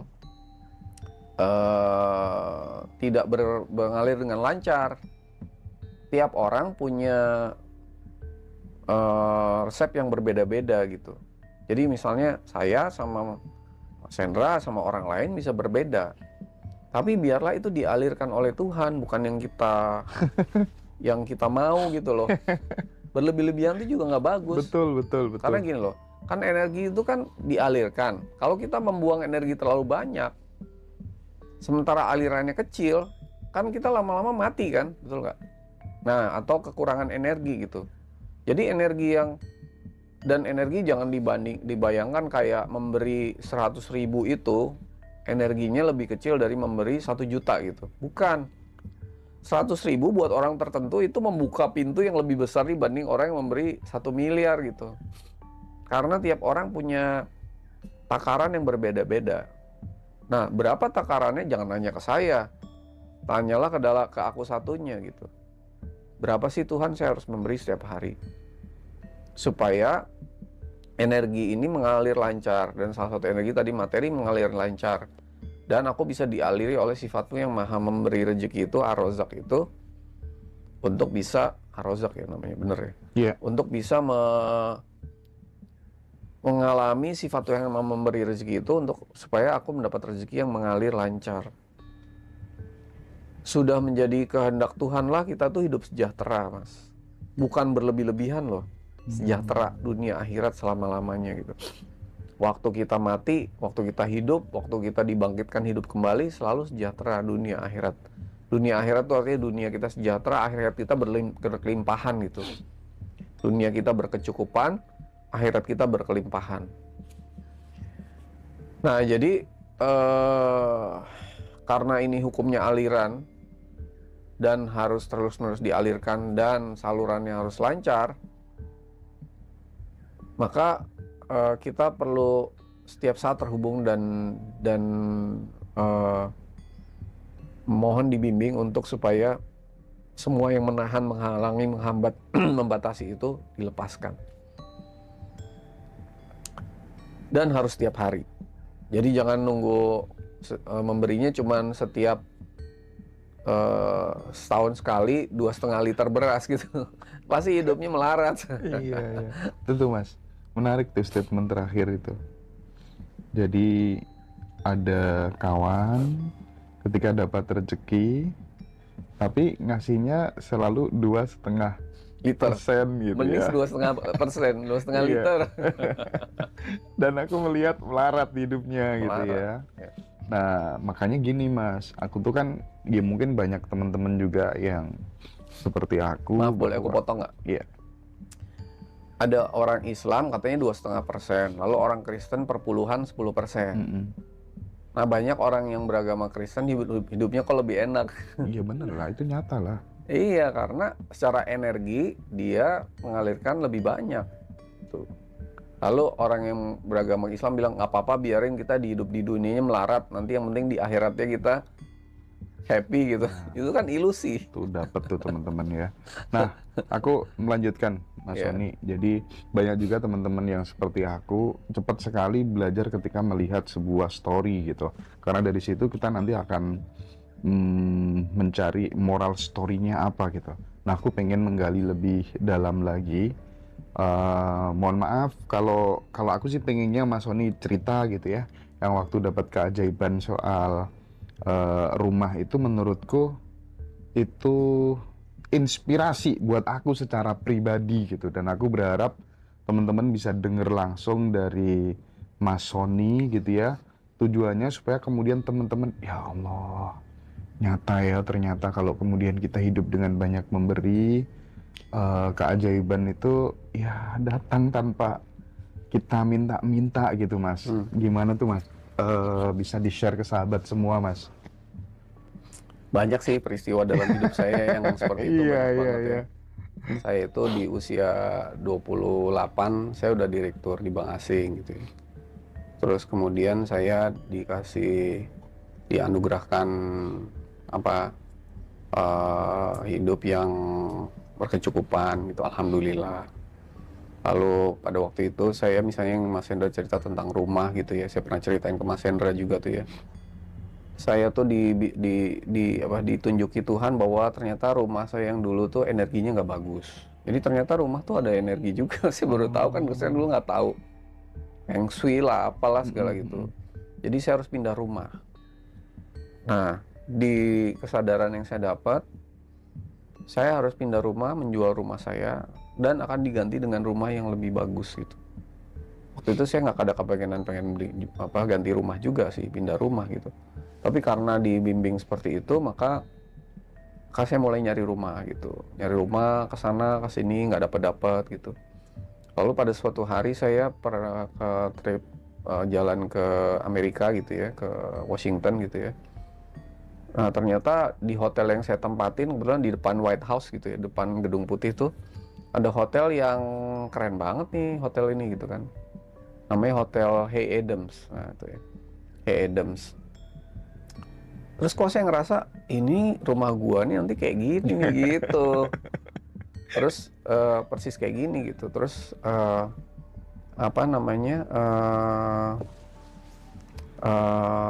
kemudian saya pulang dan nggak berapa lama tuh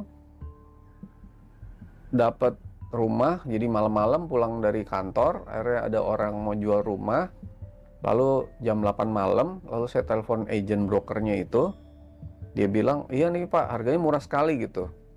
Wah, kalau saya ceritain di sini jadi nggak enak ya, tapi kira-kira murah banget gitu harganya. Dan si agentnya bilang, oh besok rumahnya mau dibayarin orang Pak gitu. Di daerah Kebayoran Baru gitu, di Jalan Dharma Wangsa, itu tangganya Yusuf Kala gitu. Nah, terus udah gitu, besok udah mau dibayarin orang Pak gitu, jam 12 gitu. Terus saya bilang, boleh nggak saya jam 8 ketemu gitu ya. Akhirnya singkat cerita, saya datang ke rumah itu malam-malam, saya nggak lihat. Jadi saya beli rumah tuh nggak lihat dalamnya Mas, cuma lihat dari luar aja gitu. Terus besoknya saya datang ke yang jual tuh bilang ke saya, boleh nggak harganya saya kurangin gitu. Jadi yang mau ngurangin harga dia gitu. Yang ngurangin harga malah dia. Yang mau jual gitu. Iya. Karena emang rumah itu persis banget seperti yang ditunjukin ke saya waktu sebelumnya gitu. Nah, pas saya bayar, saya tanda tangan AJB gitu ya. Saya baru buka pintu rumah itu gitu. Dan ternyata fully furnished gitu. Oke. Wah, itu rumah itu fully furnished dan tempat yang lokasi bagus. Listriknya gede banget, AC-nya banyak banget. Fully furnished. Saya sampai nanya, ini bener-bener dikasih ke saya semua nih barangnya. Bener. Itu kayak kayak dikasih gratis gitu loh Mas. Kalau saya bilang sih. Iya. Karena setelah saya tanya ke broker teman saya, kalau rumah kayak gini dijual bisa laku berapa? Harganya 6-7 kali lipat dari harga yang saya beli. Oke. Kali lipat loh, bukan 70% gitu. Jadi saya bilang, astagfirullah, ini bener-bener apa ini, Tuhan mau menghendaki apa gitu dalam hidup saya gitu. Jadi ternyata itu salah satu pengalaman sih, pengalaman gitu. Nah ini banyak banget dalam hidup itu kejadian gitu untuk saya tuh kayak gitu tuh. Ternyata hidup itu kalau hanya mengikuti aliran gitu ya, kita nggak melakukan apapun dalam hidup kita, semua Tuhan yang mengalirkan itu ya hidup kita tuh sejahtera sih gitu, dan effortless kayak kata Mas Hendra itu bilang. Effortless gitu. Saya dulu pernah pengen hidup tuh gimana caranya punya hidup yang waktunya banyak tapi duitnya banyak juga gitu. Tapi nggak pusing gitu kan. Tapi saya bisa ngelakuin banyak hal kayak ini ngasih kesadaran, bikin retret kemarin 3 fakir gitu kan. Iya. Ternyata itu kejadian loh sekarang gitu. Jadi aku tuh mengajak teman-teman untuk kembali ke aku satu, bukan berarti aku udah di sana ya, tapi supaya kita tuh bisa mengalami hidup yang menakjubkan gitu. Hidup tuh suatu momen yang indah yang bener-bener kita energinya besar, dialirin terus-menerus, hidupnya berkecukupan, tapi bukan untuk kita gitu. Hanya untuk sekedar menyerahkan diri kita, aku kita kepada Tuhan untuk sejak saat ini dan untuk selama-lamanya sampai kapanpun Tuhanlah yang mengalirkan dan menggunakan hidupku gitu untuk mengalami pengalaman-pengalamannya gitu, sifat-sifatnya gitu, kehendak-kehendaknya, dialiri terus-menerus pengetahuan kecerdasan dari Tuhan gitu. Jadi kalau kita seperti itu tuh semua yang ada tuh aliran gitu, inspirasi gitu.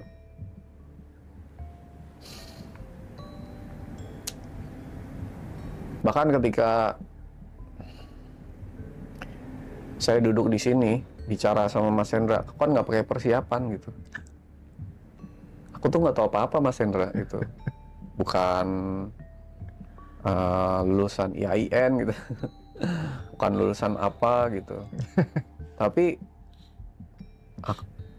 kita tuh fitrahnya terhubung sama Tuhan yang Maha tahu gitu. Jadi ketika saya menceritakan ini gitu, itu saya hanya mengalami sifat Tuhan yang Maha berkata-kata, dan saya hanya mengalami sifat Tuhan yang Maha tahu gitu, bukan saya gitu. Sama sekali bukan saya gitu.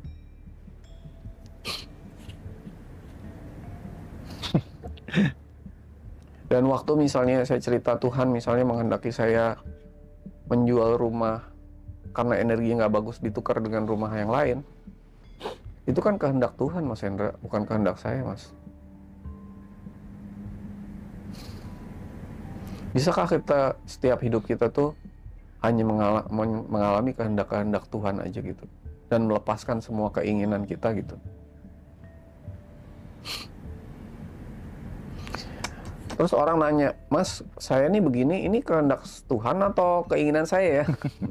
Ini pikiran saya atau pengetahuan dari Tuhan ya? Nah, ada satu jawaban yang menarik. Kamu jangan tanya ke saya, kamu akan tahu kalau kamu udah sampai di sana gitu. Kalau kamu masih nanya, berarti kamu belum nyampe gitu. Iya. Kamu akan terbiasa dialiri sehingga kamu tahu ini kehendak Tuhan atau keinginan saya gitu. Terus kalau Mas Sony kan ketika kemudian kita mengeluarkan itu tiap bulannya misalnya berapa persen dari penghasilan itu kan suruh tanya ke aku satu gitu ya, ke Tuhan, sumber dari segala sumber itu. Terus munculnya persentasenya lumayan besar juga gitu. Iya, bener. Bener, Mas. Itu kan Berat ya. Itu kan agak berat ya, Berat, Mas. Mas. Gimana Mas Sony? Bener, Mas. Aku tuh dulu, Mas, ini pengalaman pribadi ya. Waktu aku memasrahkan kepada Tuhan itu dan Tuhan tunjukin saya, itu mungkin 50% dari income saya, Mas. Bener, Mas. Dan saya punya income sebagai direktur gitu di bank asing gitu, itu cukup besar gitu, lumayan lah waktu itu. 50%, Mas. Lalu saya waktu itu merinding juga tuh, karena istri saya bersedia untuk, bukan saya yang nyuruh loh, Mas. Kita kayak berdua dialiri bersama-sama gitu. Istri saya 80%, Mas. Istri saya itu pegawai negeri, Mas. Kerjanya jadi dosen di UI gitu. Gajinya berapa, Mas? Tapi 80%, Mas. 80%, Mas. Yang dikonsumsi cuma 20%, Mas.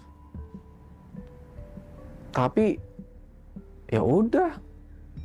Kalau sampai saya udah memasrahkan terserah Tuhan, terus saya dikasih angka tahu-tahu, saya bilang jangan segitu dong Tuhan. Nah, itu maksudnya apa gitu? Makanya kan waktu itu aku sempat nge-WA Mas Sony, Mas, gimana nih? Aku udah diskusi sih sama istri masih diam sih, dan lama-lama kemudian oke lah, nggak apa-apa gitu ya, dia kasih angka 20% sih. Terus aku nge-WA Mas Sony itu, lumayan ya 20% ya. Iya, Mas. Mas Hendra pernah gini, Mas. Bayangin Mas Hendra punya bos yang kaya banget gitu, Mas. Kaya banget. Bos ini nggak perlu apa-apa lagi, Mas. Nggak perlu apa-apa. Jadi udah kaya banget gitu. Tapi Mas Hendra kerja buat dia gitu. Lalu Mas Hendra suatu saat dengan penghasilan yang dikasih bosnya itu mungkin misalnya ya UMR gitu kan. Lalu taruhlah misalnya ini bos besar, Mas Hendra jadi OB gitu misalnya. Sorry ya, ini analogi aja. Lalu Mas Hendra bilang, Pak, kemarin saya baru pulang kampung, Pak. Saya kasih oleh-oleh nih ke Bapak nih. Oleh-olehnya misalnya Mas Hendra aslinya mana sih? Tuban. Di Tuban apa yang Siwalan. Ya. Mas Hendra bawa siwalan 2 keranjang gitu. Terus si bos ini bilang, sebenarnya gue nggak butuh siwalan ini ya, buat apa juga gitu kan. Tapi Mas Hendra ini dengan gaji yang cuman segitu, dia mau mengalokasikan gaji dan penghasilannya untuk beli dan diserahkan ke bosnya yang sebenarnya nggak perlu apa-apa gitu. Kira-kira bosnya mau ngasih Mas Hendra apa?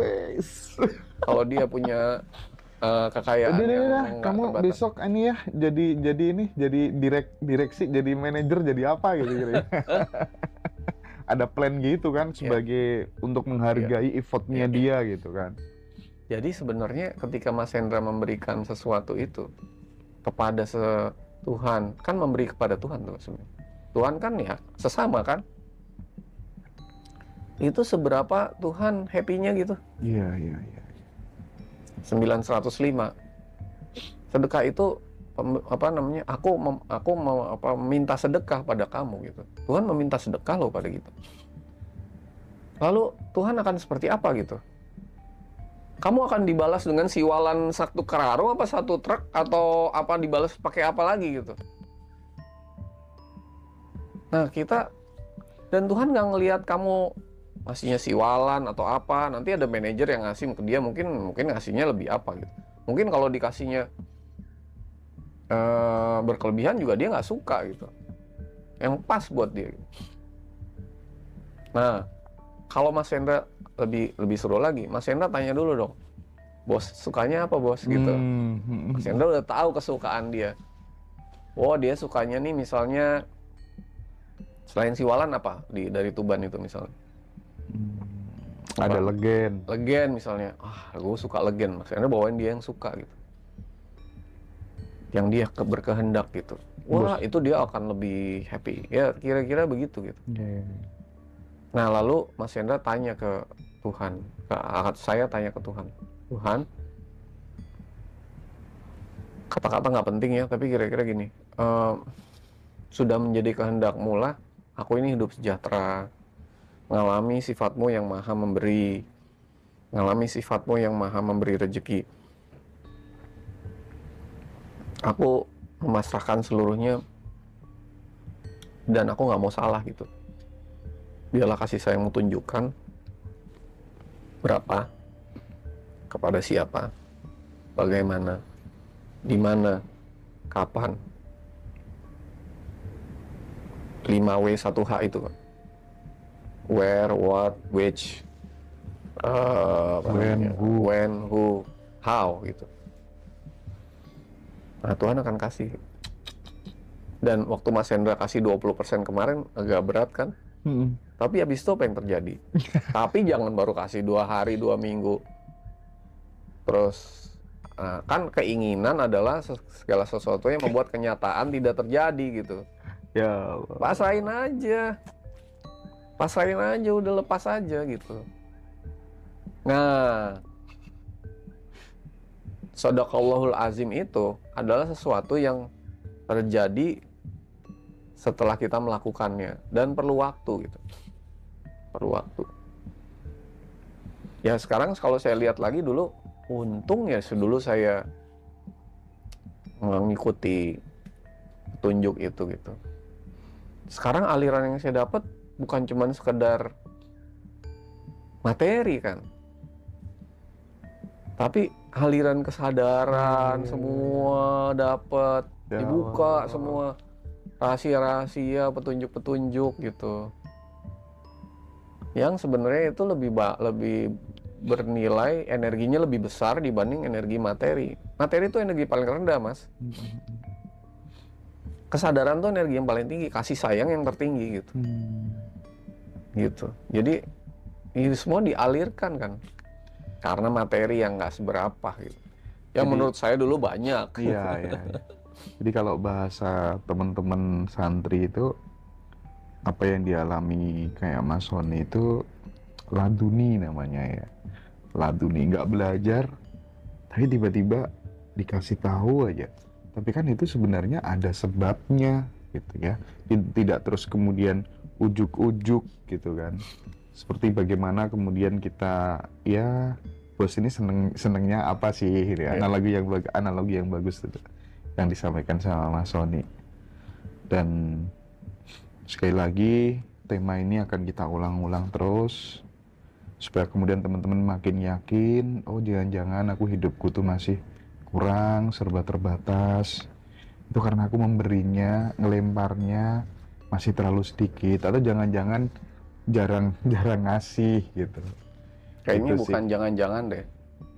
Pasti ya. Pasti ya. Pasti gitu, Mas. Semua Terakhir, energi, Mas. Ya, oke. Mas, terakhir sebagai penutup, Mas, kadang aku masih berpikir gimana ya proses transformasi reinkarnasi itu. Aku masih mabuk wujud gitu. Ruh tanteku ini dia merindukan tubuh fisik yang baru. Itu gimana gitu, apa dia menjelma jadi roh ini terus ngobrol dengan roh yang lainnya dan lain sebagainya gitu. Ada nggak informasi yang diterima oleh Mas Sony tentang itu sampai kemudian dia lahir lagi menjadi manusia, terus memorinya masuk atau gimana dia hidup di dunia kan punya kesadaran juga, punya memori juga gitu. Itu gimana tuh, Mas? Itu kayak handphone ya nih misalnya ya. Handphone itu kan, Mas Hendra pernah ganti handphone nggak? Pernah. Kalau ganti handphone kan berarti aku 4-nya ganti. Dari yang handphonenya yang lama ke yang baru. Berarti kan harus ada handphone baru dulu. Kemudian ada program-program yang pindah ke sini kan. Nah itu roh gitu. Nah program-program yang pindah itu juga nggak langsung pindah kan. Perlu waktu supaya kalau pernah ganti handphone kan lama tuh waktunya. Sampai akhirnya semua programnya pindah. Nah itu jiwa itu jadi nggak dari anak kecil dikasih handphone baru langsung semua jiwa-jiwa lamanya pindah. Ini perlu waktu sampai dia dewasa gitu. Sampai akhirnya dia pindah gitu. Nah kemudian pindah seutuhnya semua, mulai dari karakter baiknya, karakter buruknya yang dulu-dulu itu bisa pindah ke tubuh yang baru. Makanya 2 anak kembar kasih makan sama, orang tuanya sama, karakternya bisa berbeda karena dari dulunya berbeda gitu. Nah terus kenapa si tubuh ini roh itu masuk ke tubuh ini, bukan tubuh yang lain misalnya gitu ya. Jadi itu kalau di 5221 Al-Quran atau ini bahwa ya pertama karma ya kan, dia punya bapak ibu yang punya kaitan karma. Karma itu nanti saya kalau bisa kita punya satu sesi khusus saya jelasin mengenai ini semua ya. Tapi ada kaitan karma sehingga dia masuk ke tubuh yang punya ayah dan ibu yang ada kaitan karma di masa lalu, bertemu dengan teman-teman semua yang ada kaitan di karma di masa lalu. Jadi bukan karena kebetulan. Lalu dia karma itu akan datang ke tempat yang tepat, orang yang tepat di saat yang tepat. Algoritmanya, permutasinya sudah sama kompleks sehingga pas gitu, nggak mungkin salah gitu ya. Makanya ini sebenarnya harusnya, makanya saya di episode 3 Fakir judulnya pengasuhan ilahi itu, kalau bisa dari mulai orang itu nyari jodoh sampai kemudian berhubungan lalu hamil, itu mempersiapkan ibunya itu supaya nanti mendapatkan roh yang baik gitu, kira-kira gitu. Jadi supaya nanti roh yang baik yang masuk ke dalam dirinya. Kalau orang zaman dulu tuh meditasi lah gitu. Kalau lagi hamil tuh ya sering-sering meditasi. Nah, ini nanti akan mengattract roh yang pas. Nah, di sisi lain, di antara hidup ketika kita mati dan ada dihidupkan kembali, itu ada satu rentang waktu di mana kita itu diberi penglihatan yang tajam untuk bisa mengevaluasi diri kita sendiri. Iqra kita baka gitu. Kalau dalam Quran itu di surat 17 ayat 13 sampai 15, Iqra kita baka tuh membaca jalan hidupmu sendiri gitu. Makanya saya tadi suka sampaikan bahwa we make our life is our own making. Hidup kita tuh kita yang menentukan sendiri gitu. Nah, di dalam jeda waktu, rentang waktu itu sebenarnya kita mau menentukan kita tuh mau ngapain sih mas gitu di hidup berikutnya. Cuman ada orang-orang yang bisa terbebas dari permutasi dan algoritma karma itu sehingga dia bisa nentuin jalannya sendiri gitu mas. Tapi ada orang-orang yang terjebak oleh faktor itu sehingga dia nggak bisa nentuin hidupnya tuh udah terjerat gitu. Jadi mau nggak mau harus ke sana gitu. Nah, kalau kita sudah pulang ke Tuhan dan sampai ke aku satu, di hidup berikutnya lagi tuh kita bisa mengeset pengalaman Tuhan yang hendak aku alami di hidup berikutnya tuh gimana sih gitu. Nah, makanya kayak kata-kata misalnya katanya Dalai Lama itu katanya udah bisa mengetahui nanti aku akan lahir lagi di sini gitu, atau gimana gitu. Bukan untuk dirinya mau, tapi untuk melayani Tuhan gitu. Melayani Tuhan di tempat yang Tuhan mau kehendaki dimanapun berada. Oke. Tapi kan Tuhan aku satu. Jadi aku satulah yang aku akan lahir di sana gitu. Aku sebagai aku satu loh. Gitu. Tapi kalau orang-orang tertentu yang masih terjebak di aku 4, aku 3, bahkan di aku 2 tuh, dia nggak bisa menentukan jalannya sendiri karena dia dipengaruhi oleh faktor-faktor yang menentukan dirinya gitu. Ngerti ya maksudnya mas? Jadi faktornya itu semua masih uncontrollable gitu. Masih dependent factor gitu. Faktor yang dia tergantung gitu. Jadi, nah kalau nanti kita udah sampai di level aku satu, semua tuh controllable mas. Controllable banget hidup itu. Mau hidup di mana, gimana, mau mengalami apa, segala macam tuh kita yang nentuin sendiri. Bener-bener manusia menulis jalan hidupnya sendiri. Kalau dia ada di aku satu. Kalau di aku satu. Tapi bukan berarti gini. Kalau ada di aku 4, 3, aku 4, aku 3, aku 2 bisa menentukan diri sendiri. Bisa gini, misalnya gini. Saya hidupnya pelit, mas. Nggak pernah memberi. Lalu nanti di hidup saya berikutnya saya jadi orang yang melarat gitu. Itu kan nentuin di hidupnya sendiri juga kan sebenarnya kan. Betul. Tapi apakah itu kehendak Tuhan? Enggak. Bukan gitu. Jadi akhirnya dia punya kehendak Tuhan, dia ingin hidup sejahtera, tapi dia akhirnya harus lahir di tempat yang melarat dan sengsara gitu kan. Dia menentukan dirinya sendiri, tapi di aku empatnya gitu.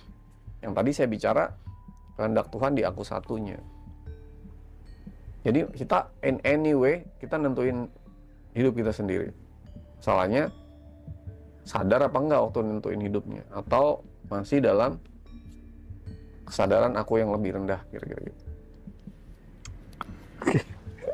Oke, menarik banget ya teman-teman. 2 jam kita ngobrol dengan Mas Sony, tidak terasa.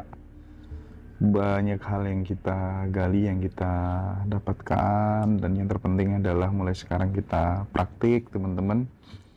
Jangan jadi orang yang pelit gitu ya.